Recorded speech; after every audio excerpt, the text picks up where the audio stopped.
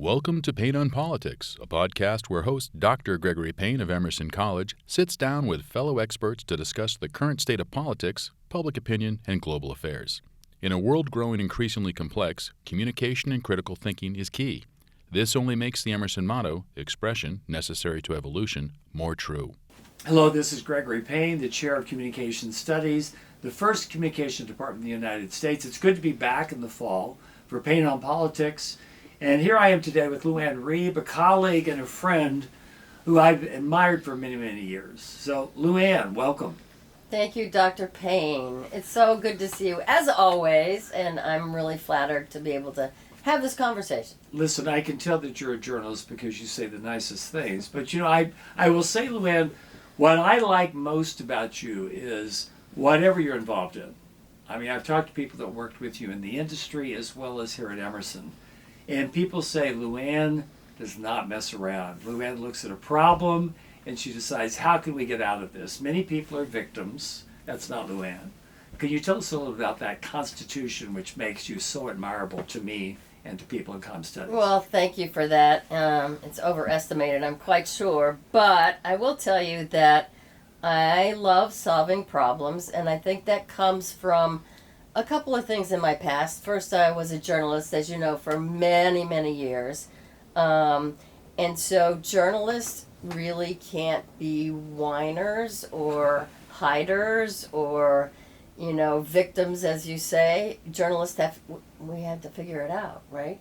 The camera breaks and so in the middle of the interview and you have to get a solution right away, or the audio doesn't work, or, your interview is late and it pushes you back on your deadline. So there are lots of problems that journalists every day, even today, have to solve on the spot. And then I did that crazy thing and jumped off and became an entrepreneur. So I think it goes without saying that entrepreneurs are always, in fact, we're always looking for problems to solve.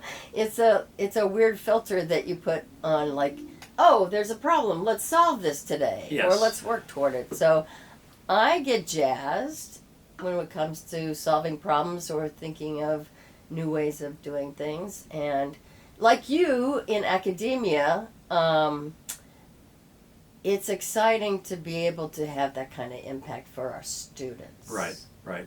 Now, my question to you, you were a successful journalist, still are, very well respected here and other places. And then you said you became an entrepreneur. When did you decide I want to make that break and do something different in addition to your expertise in journalism? So I tell this story to my students all the time. And I'm a student. They read, you've lived it, I've lived it, and they read about this paradigm called the internet that came along in the late 90s and caused huge disruption to television journalism, print journalism, not so much radio journalism, but they didn't know what to do with it. Like today, young people are used to other channels of distribution for content. Yes. We've got YouTube, we've got TikTok, we've got all the social channels. But back then we didn't have those, so the let's say, older generation running the television station, I worked at WBZ as executive producer, they didn't embrace the internet if they thought of it as competition. Yes. And so many of us in the newsroom were like, what? What's happening here? But we would want to run stories and then run longer versions of stories by saying, go to CBS.com. Right. And they said, oh no, we can't send them to the internet. And we said, well, they're there. We need to send them. And so that sort of, went over and over and over in my mind. And one day I had an epiphany and said, I need to leave the best job ever. And so I thought, well, what am I going to do? No clue, of course. Mm-hmm. What do I know about business? Zero about business. But a few of us got together and said, well, our value proposition is to create stories on the internet. Before YouTube, gang. Mm-hmm. Before YouTube. There was a before YouTube. And so that was the first business. Right. We just decided to take our own destiny in our own hands. But I think, Ann, for you, I've always looked at you, and I use this term in a very positive way, as a disruptive leader. Mm. You do not get nervous about change. As you said, you embrace it, and that's something that I like to also think that I try to do. But doesn't that mean that you have to take a chance? I mean, your family, you've got all this, and all of a sudden you're jumping into a new area when you are so well respected as a journalist. That is true. I think it takes courage, either that or blind stupidity. I'm not sure which. Maybe a little of both. A little bit of both. And yes, there are risks that people take, especially in a career change like that, most of which I did not understand. I had 2 kids under the age of driving, so I had to drive them to school, then, go back to the startup. And so it was not easy. Yes. But I think a lot of things that we do, you do, that are satisfying and impactful are not easy. And if you have the tenacity to be able to stick with it, I think that's one thing in today's world that sometimes is hard to find. Like, keep trying, keep trying, keep trying. Sometimes you're going to fail. That's okay. Right. And the things that we do in academia, even more importantly now, requires taking a little bit of risk, I think. Right. I mean, it seems to me Emerson is a place that encourages and wants you to take the risk, I think, for most of us. The one thing I remember on the internet, which I'll share, is we also embraced the internet. We were the first department to have an event, and we actually had to use Scotch tape to have a little wire that went up to the 2nd floor. Diego was on the ladder trying to do that. And I remember the advertising and marketing professor said to me, "Why are you concerned with the internet? There's no future, again, with the internet." And I'm thinking every time I see an advertisement, oh, no future. As we look at AI, and some people get very nervous about that, how do you see AI not so much as a threat to where we are, but to advance us to the next level? Well, I think the first thing I think about that is we don't know what we don't know. And so it's going to require, especially us, excuse me, in academia to study it. This is what we really need to do, is to understand it. And there are certainly good things about it already that we're seeing in the world out there and with students, and embracing the good things with a little bit of an eye of skepticism, I think. Right. But I think we really have to be on the forefront, and Emerson is always on the forefront, like your department in communication and our department in journalism.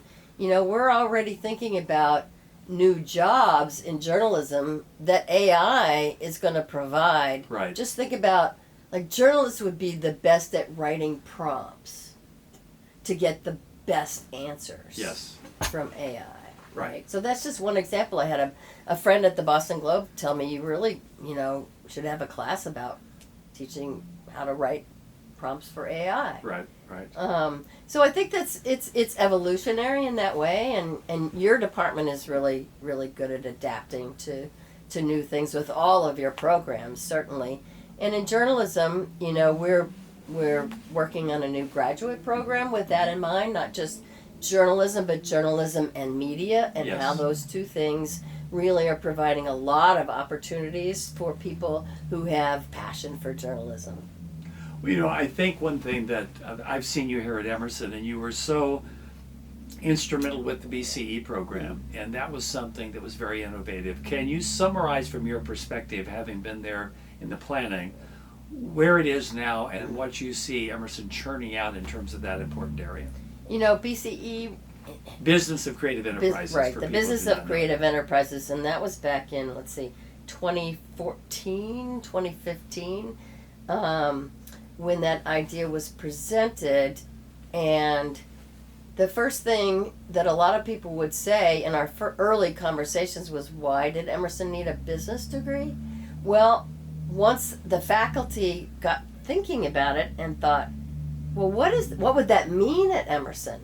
So it would mean Business of Creative Enterprises, in the creative enterprises. And the creative enterprises spans a huge number of industries, as you know. Not just arts and performing arts, but also, marketing and political communication, all of those different industries. And so it isn't like a straight up mini MBA focused on finance and things like that. So the BCE has had great success. I think the last time I heard there were probably about 7 or 8 sections of the freshman classes, Right. which shows great growth. And for the college, that means that we uncovered a group of students that were looking maybe not to be the performer, but wanted to work in the theater business. Right. Things Right. like that. So I love the BCE. I think the students are very interesting, and they don't see, one particular way of learning. They want to take classes in your department. They want to take classes in VMA, Visual Yes. Media Arts. Right. So they really are interesting students, but BCE is great. I think one thing about that program is oftentimes I think people at the top talk about, well, let's break down walls. But I think that program and some of the sports comm areas that we share indicate as chairs and at the department level, we can see the importance. And I don't really think the walls are as high as many people say. One thing that you and I have talked about, and you've been someone you've worked in the dean's office here, you then went over to the School of the Arts. I look at you as the Renaissance woman. You've come back to breathe life, I think, into a new master's area, which combines these areas that you've discussed. How do you see our departments collaborating? One, of course, with Spencer and polling, we're all going to be on the campaign trail. But as a journalist, what do you see the value of journalists in terms of understanding political communication, polling, messaging, etc.? Well, we're seeing it every day, aren't we? Either in the courtroom or on the campaign trail, which has already started in full swing. Yes. So I think it's really important for journalists to understand the strategy of political communication in order to do the work of a journalist. And I think it works both ways, to be able, and this is why our departments are so great about collaborating together, is when we, our students together go to New Hampshire or Iowa Yes. or, whatever the next step is. I think it's important to be able to, you really almost get the insights from each of our students, so they're learning 2 things. Right. Right? Not only, journalism students are learning how to cover the story, they're also learning, so what is the political strategy behind, what Chris Christie just said? Yes. Yes. I'm not going to say the name of some of the other candidates. Yes. Yes. But there's a strategy, and how to. So what does a journalist need to understand so that you're not being taken advantage of in a story, especially in a political campaign? Right, right. I think one thing that I've noticed, and we've been going, of course, with Marcia, we're going to be paying a tribute to Marcia next week, Marcia Delagostina. But since '84, our students would go, and there would be journalists with political communication students. Big Ten schools they would be separated completely. And I think one thing that's unique, I remember in 2016, I walked in and I had a friend at Northwestern, and the Northwestern kids were like in the back. My friends from Illinois, they were in the back. The Emerson students were down on stage. One of our students, Emily Quinn, who now teaches, was telling Hillary she needed to change her hairstyle. What is it about the Emerson student that really knows no boundaries, and how do we look at that as a form of leadership that we need to try to polish a little bit as we throw them out there to teach the next generation? You know what I think it is? I think it's curiosity. Yes. I think our students are just naturally curious and not, and really cut from a different mold, and they want answers. They want to find out. They want to explore. They want to discover, and that's what draws them to Emerson. And hopefully, we're encouraging all of those things in the classroom, right? And outside of the classroom, as a lot of your students are outside of it, and so are my students in journalism. The moment they hit the door as freshmen or first-year students, we put a camera in their hands, Yes. to really experience it. And I can tell you, having been a journalist, I definitely learned more on the job Yes. than anywhere else, and from my mentors. And you provide such great mentorship for the students and all of the things that you've seen happen in history and in modern day. And those little nuggets are super important to the young mind, Yes. I think, to really think about and let sink in so that they can utilize those things in their own careers. You know, one thing that I know that we're proud of in communication studies, last year, of course, we did the Global Summit in DC at the Watergate. And, you know, we had an immersive experience where planning the event, many people worked with Shepard Vargo, who is our project manager. And they were learning, how do you plan something with the largest event Emerson's ever had, and you have Bob Woodward coming. And I think what was exciting is when we talked about the planning, people were saying, well, what about the trustees? What about people, the professors? And then there was this notion, let's give two journalism sophomores, the ability to interview Bob Woodward. And I think what was intriguing is they interviewed him, but now when I talked to Jordan and Natalie, they realized what they did. At that time, they were kind of green and they weren't really quite sure. And what was interesting is Woodward turned to one of them and said, okay, you've asked me questions. Your family is Russian and Ukrainian. Now I want to ask you a few questions. And they both have said they'll never forget that opportunity. What I would ask you, we have a new president, Jay Bernhardt, who I love because he's communication through and through.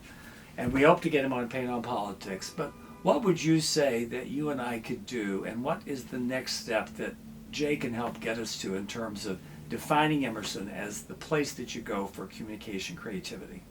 Well, I think he's doing it. We see signs that he's doing it. He's learning, he's talking to students, he's talking to faculty. You know, he's having lots of, you know, breakfast with the president and all sorts of, you know, listening sessions. Very so important. That he can soak in as much as possible, but also bring in his knowledge over his own career. And I think, you know, we're fortunate to have someone from the communication background to come to the college. And I think we haven't seen yet a lot of his ideas because they're still being percolated. Just like Woodward, can I turn around and ask you a question? Certainly. This sounds like Bob Woodward, the journalist, asking me a question. So yes. I'm just wondering, because you and I talk about this and think about this, you know, what would be the things that you would aspire for us to collaborate on and be able to afford opportunities for our students? If you had like two things that we have to do this, what would those things be? Well, I think one thing, and I know as a journalist you believe in this, I think we live in a system right now in an era of disinformation and misinformation. And if we truly are going to be a communication beacon, which we are, I think we have to get back to critical thinking skills. And I think the journalist of today has to be someone who can get through all the clutter, as Walt Littlefield would say, all the BS on your windshield to try to find out what the facts are. So I think we can work together in journalism and communication, political communication, PR, all the areas, to really focus on that you are only as good as your credibility and your trustworthiness, and have Emerson as the place to be where we can actually have what we would call, instead of a sheltered world, that we have brave spaces where you can speak the truth. From your perspective, we respect all sides, whether you're a conservative, Republican, for the person who is the past president or the current, and that we listen to the arguments rather than just turn people on and off. So I think we could be a rejuvenation of Emerson being a critical thinking foundation for the rest of the world to follow. That's a big task, but I'm talking to an entrepreneur here. Well, those are great aspirations, and I think it's doable. You know, what's great about Emerson is it's small enough, Yes. and it's, you know, flexible and movable. Yes. Not like a big university. Yes. That might be more difficult to steer in another direction. So I think that they're gems at Emerson, and you know, Dr. Bernhardt is in a great position to be able to water and feed those gems and figure out. We're all talking about the value of a college education, which to people like us, it's invaluable. But getting that message across, I think, is really, really important for those students out there thinking about their futures. Well, I think that's true. What I would say, Luann, is It's been a pleasure to have you here today. You told us a little story when you were getting mic'd up about you had interviewed a past president who was running. And I think that tells us a little bit about the character. Could you share that? Because that past president is someone who went to Occidental College when I was there, and he was a debater. So we'll ask the audience, who could that be? And it would be who?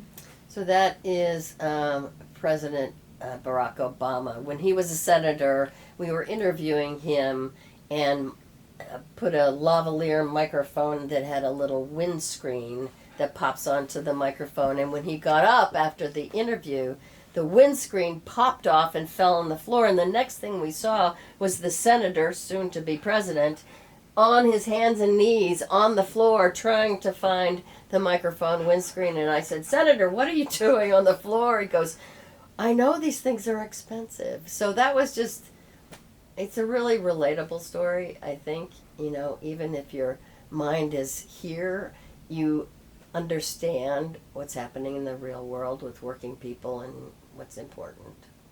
Well, when he was at Occidental, of course, at that time he was Barry. But he was someone who really appreciated the art of rhetoric, and I think was able, always studying to try to connect with the person. I think you've been someone that's connected with your audiences for years. Emerson is, I think, a richer fountainhead for communication because of Luann. So thank you for coming, and I can tell you as a fellow chair, onward and upward as we join Jay to change Emerson to be the place that people come, not only to study communication, but to live, sleep, and breathe it. Thank you, Dr. Payne. Onward. Here we go. Here we go. Okay. Take care. Thank Tune you, in. Dr. Payne.